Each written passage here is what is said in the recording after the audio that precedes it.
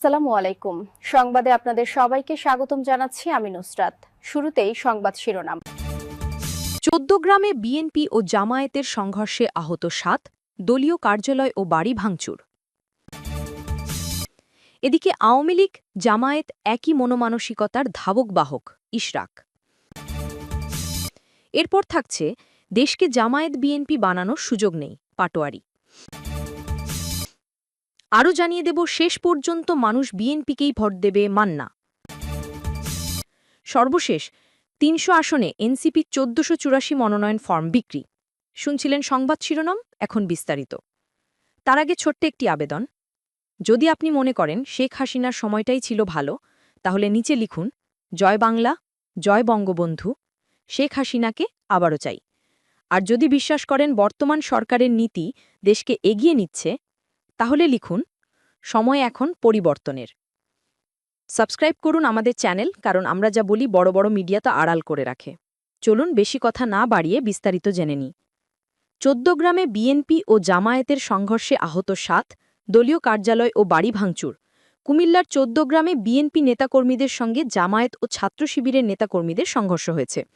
এই সময় বিএনপির একটি ইউনিয়ন কার্যালয় ও এক কর্মীর বাড়িতে হামলা চালিয়ে ভাঙচুর করা হয়েছে বলে অভিযোগ পাওয়া গেছে। সংঘর্ষে উভয় পক্ষের অন্তত ৭ জন আহত হয়েছেন। তাদের মধ্যে বিএনপির ৩ জন ও জামায়াতের একজনের অবস্থা গুরুতর। তাদের হাসপাতালে ভর্তি করা হয়েছে। গতকাল রাত ৯:৩০টার দিকে উপজেলার জগন্নাথদিঘি ইউনিয়নের জগন্নাথদিঘির উত্তর পাড়ের এলাকায় অবস্থিত স্থানীয় বিএনপির দলীয় কার্যালয়ের সামনে এই ঘটনা ঘটে। এই ঘটনার জন্য বিএনপি ও জামায়াত নেতারা পরস্পরকে দায়ী করেছেন। দুই পক্ষই থানায় দুটি লিখিত অভিযোগ দায়ের করেছেন। স্থানীয় লোকজনের সঙ্গে কথা বলে জানা গেছে, জগন্নাথদিঘি ইউনিয়ন বিএনপির দলীয় কার্যালয়ের সামনে কথা কাটাকাটি থেকে সংঘর্ষে জড়ান বিএনপি ও জামায়াতের নেতাকর্মীরা। এক পর্যায়ে দুই পক্ষের মধ্যে সংঘর্ষের শুরু হয়। এই সময় বিএনপির কার্যালয়ে হামলা চালিয়ে চেয়ার ভাঙচুর করা হয়। এই সময় বিএনপি ও ছাত্রদলের ৩ কর্মীকে কুপিয়ে জখমসহ ৬ জনকে আহত করা হয়। একই সময় জামায়াতের সহযোগী সংগঠন শ্রমিক কল্যাণ ফেডারেশনের এক কর্মীর মাথা, হাত ও পায়ে কুপিয়ে জখম করা হয়েছে। পরে পাশের বিজয়করা গ্রামে বিএনপি কর্মী রাজুর বাড়িতে হামলা ও ভাঙচুর চালানো হয়। গুরুতর আহত বিএনপি কর্মী সাইফুল ও নুরুন নবীকে কুমিল্লা মেডিকেল কলেজ হাসপাতালে ভর্তি করা হয়েছে। আরেক কর্মী আলম চৌদ্দগ্রাম উপজেলা স্বাস্থ্য কমপ্লেক্সে চিকিৎসাধীন। শ্রমিক কল্যাণ ফেডারেশনের কর্মী মোহাম্মদ ইসমাইল হোসেনকেও কুমিল্লা মেডিকেল কলেজ হাসপাতালে ভর্তি করা হয়েছে। ঘটনার বিষয়ে চৌদ্দগ্রাম উপজেলা বিএনপির সাধারণ সম্পাদক শাহ আলম রোববার রাতে প্রথম আলোকে বলেন, রোববার রাতে স্থানীয় স্বেচ্ছাসেবক দলের একটি অনুষ্ঠান শেষে ইউনিয়ন বিএনপির কার্যালয়ে ৬-৭ জন নেতাকর্মী অবস্থান করছিলেন। এমন সময় জামায়াত শিবিরের ৩০-৪০ জন নেতাকর্মী অতর্কিত হামলা চালিয়েছেন। বিএনপির কর্মীরা বাধা দিতে গেলে তাদের মারধর করা হয়। এক পর্যায়ে জামায়াত ও শিবিরের নেতাকর্মীদের ধারালো অস্ত্রের আঘাতে বিএনপি ও ছাত্রদলের ৩ কর্মী রক্তাক্ত আহত হয়েছেন। এছাড়াও আহত আরও ৩ জন স্থানীয়ভাবে চিকিৎসা নিয়েছেন। কার্যালয়ে হামলার পর তারা বিজয়করা গ্রামে বিএনপির এক কর্মীর বাড়িতেও হামলা ও ভাঙচুর করেছেন। এ বিষয়ে চৌদ্দগ্রাম উপজেলা জামায়াত ইসলামীর সেক্রেটারি মোহাম্মদ বেলাল হোসেন সোমবার সন্ধ্যায় প্রথম আলোকে বলেন, একই এলাকার বাসিন্দা হওয়ায় বিএনপির নেতাকর্মীদের সঙ্গে জামায়াতের কর্মীদের স্থানীয় বিষয় নিয়ে কথাবার্তা চলছিল। এক পর্যায়ে হঠাৎ করেই তারা ইসমাইলকে ধারালো অস্ত্র দিয়ে কুপাতে শুরু করেন। তার পুরো মাথায় কোপানো হয়েছে। এছাড়াও হাত ও পায়েও কুপিয়ে জখম করা হয়েছে। তিনি আরও দাবি করেন, ইসমাইলকে এইভাবে কুপিয়ে জখম করায় স্থানীয় লোকজন ক্ষিপ্ত হয়ে বিএনপির কার্যালয় ও তাদের এক কর্মীর বাড়িতে হামলা চালিয়ে ভাঙচুর করেছে বলে জেনেছেন। এতে জামায়াতের কোনো নেতাকর্মী জড়িত ছিলেন না। চৌদ্দগ্রাম থানার ভারপ্রাপ্ত কর্মকর্তা ওসি মোহাম্মদ হিলাল উদ্দিন আহমেদ আজ সোমবার রাতে প্রথম আলোকে বলেন, রোববার রাতে দুই দলের নেতাকর্মীদের সংঘর্ষে জড়ানোর খবর পেয়ে পুলিশ দ্রুত ঘটনাস্থলে পৌঁছে পরিস্থিতি নিয়ন্ত্রণে আনে। এখন পরিস্থিতি শান্ত রয়েছে।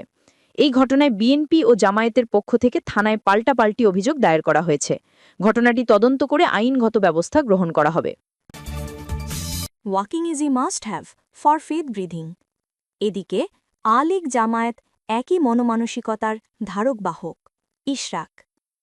প্রশাসনকে আন্ডারে কবজায় নিয়ে জামায়াতের কেন্দ্রীয় কর্মপরিষদের সদস্য ও চট্টগ্রাম ১৫ সাতকানিয়া লোহাগড়া আসনের সাবেক সংসদ সদস্য শাহজাহান চৌধুরীর দেয়া বক্তব্যের প্রতিক্রিয়া জানিয়েছেন বিএনপি নেতা ও দলটির ঢাকা ৬ আসনের মনোনীত প্রার্থী ইশরাক হোসেন। সোমবার ২৪ নভেম্বর একটি ফেসবুক পোস্ট দিয়ে তিনি এই প্রতিক্রিয়া জানান। পোস্টে শাহজাহান চৌধুরীকে ধিক্কার জানিয়ে ইশরাক লিখেন, পুলিশ প্রশাসনকে ব্যবহার করে ভোট ডাকাতির পরিকল্পনা ঘৃণাভরে প্রত্যাখ্যান করেছে সাধারণ মানুষ। আওয়ামী লীগ কার্যক্রম নিষিদ্ধ দল ও জামায়াতে ইসলামী একই মনমানসিকতার ধারক ও বাহক, তা বলা বাহুল্য। যেসব আসনে এই নব্য ফ্যাসিবাদরা মাথাচাড়া দেবে তাদের ঘরে ঢুকিয়ে দিতে হবে।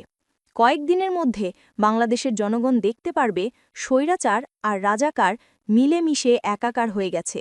পুলিশ দিয়ে ভোট ডাকাতির বাসনা সেখান থেকেই এসেছে। এর আগে শনিবার ২২ নভেম্বর সন্ধ্যায় চট্টগ্রাম নগরের জিইসি কনভেনশন সেন্টারে জামায়াতের চট্টগ্রামের নির্বাচনী দায়িত্বশীলদের সমাবেশে শাহজাহান চৌধুরী বলেছেন, জামায়াতে ইসলামের জন্য আজকের এই সুযোগ ভবিষ্যতে আর আসবে না। দেশের দুর্নীতির টাকা বাদ দেন, পার্শ্ববর্তী দেশ হিন্দুস্তান থেকে বস্তা বস্তা টাকা দেশে ঢুকবে আর অস্ত্র ঢুকবে। আমাদের আমিরে জামায়াত যদি থাকতেন তাহলে আমি বলতাম নির্বাচন শুধু জনগণকে দিয়েই নয়, আমি ন্যাশনালি বলবো না। যার যার নির্বাচনী এলাকায় যারা আছে, প্রশাসনে যারা আছে, তাদেরকে অবশ্যই আমাদের আন্ডারে নিয়ে আসতে হবে। আমাদের কথায় উঠবে, আমাদের কথায় বসবে, আমাদের কথায় গ্রেপ্তার করবে, আমাদের কথায় মামলা করবে। বক্তব্যে কেন্দ্রীয় এক নেতার দৃষ্টি আকর্ষণ করে জাহান চৌধুরী বলেন, যার যার নির্বাচনী এলাকায় প্রাইমারি স্কুলের মাস্টারকে দাড়িপাল্লার কথা বলতে হবে। উচ্চ মাধ্যমিক বিদ্যালয়ে সমস্ত শিক্ষককে দাড়িপাল্লার কথা বলতে হবে। পুলিশকে আপনার পেছনে পেছনে হাঁটতে হবে। ওসি সাহেব আপনার কি প্রোগ্রাম সকালবেলায় জেনে নেবে আর আপনাকে প্রোটোকল দেবে। টিএনও সাহেব যা উন্নয়ন এসেছে সমস্ত উন্নয়নের হিসেবে যিনি নমিনি জামায়াতের সাংসদ পদপ্রার্থী তার থেকে খুঁজে বের করতে হবে। তিনি বলেন, আমাকে মাফ করবেন, নির্বাচন সংগঠন নয়। সংগঠন অবশ্যই লাগবে, সংগঠনই আমাদের মৌলিক ভিত্তি, সংগঠনই আমাদের একমাত্র ধারকবাহক। কিন্তু জনগণকে যদি জায়গা দিতে না পারেন তাহলে নির্বাচনে বিজয় হওয়া কঠিন। যেমন বিগত ফ্যাসিস্ট সরকার শুধু আওয়ামী নিজের লোক নিয়ে দেশ শাসন করতে চেয়েছে, জনগণ বিচ্ছিন্ন হয়ে গিয়েছে। তাই জনতার আন্দোলনের মাঝে আওয়ামী লীগের নেতারা পদত্যাগ করে দেশ ছেড়ে পালাতে বাধ্য হয়েছে। তবে শাহজাহান চৌধুরীর এই বক্তব্য নিজস্ব এবং এক্ষেত্রে জামায়াতের কোনো সম্পর্ক নেই বলে মন্তব্য করেছেন দলটির অ্যাসিস্ট্যান্ট সেক্রেটারি জেনারেল ও চট্টগ্রামের জোনের প্রধান মুহম্মদ শাহজাহান। রোববার ২৩ নভেম্বর এক প্রতিক্রিয়ায় তিনি বলেন, বক্তব্যটি আমরা দেখেছি, এটা একান্তই ওনার বক্তব্য, এটার ব্যাখ্যা উনি ভালো দিতে পারবেন। তবে তার এই বক্তব্য জামায়াত সমর্থন করে না। আমরা তাৎক্ষণিকভাবে তার দৃষ্টি আকর্ষণ করেছি। এ ঘটনায় আমরা অভ্যন্তরীণভাবেও আমাদের মতো ব্যবস্থা নিচ্ছি। সর্বশেষ, দেশকে জামায়াত বিএনপি বানানোর সুযোগ নেই পাটোয়ারি। জাতীয় নাগরিক পার্টির মুখ্য সমন্বয়ক নাসির উদ্দিন পাটোয়ারি বলেছেন, বিগত দিনে গুলশান ও মঘবাজারে হাজিরা দিলে মনোনয়ন নিশ্চিত ছিল। আমরা সে প্রক্রিয়ায় যাচ্ছি না। আমাদের মনোনয়ন প্রত্যাশীরা জনগণের কাতারে হাজিরা দিয়েছেন। আমরা চাষাভূষা, কৃষকের সন্তান ও রিকশাচালককেও মনোনয়ন দিয়েছি। শাপলা কলিকে বিজয়ী করতে জনগণ অপেক্ষায় আছেন। দেশকে জামায়াত বা বিএনপি বানানোর সুযোগ নেই।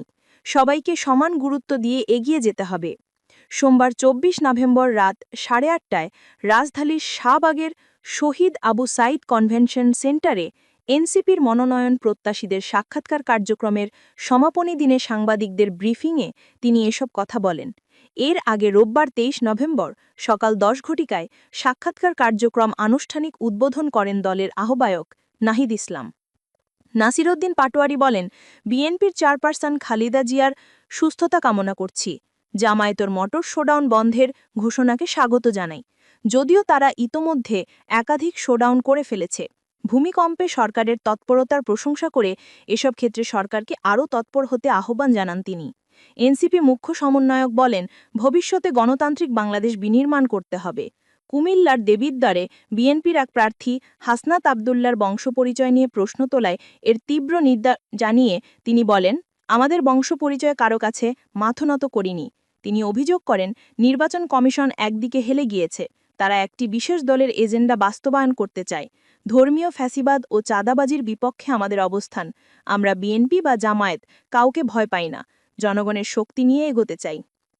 এনসিপি মুখ্য সমন্বয়ক আরও বলেন, ২৪-এর গণহত্যার জন্য শেখ হাসিনার বিচার হলে ৭১-এর গণহত্যারও বিচার করতে হবে।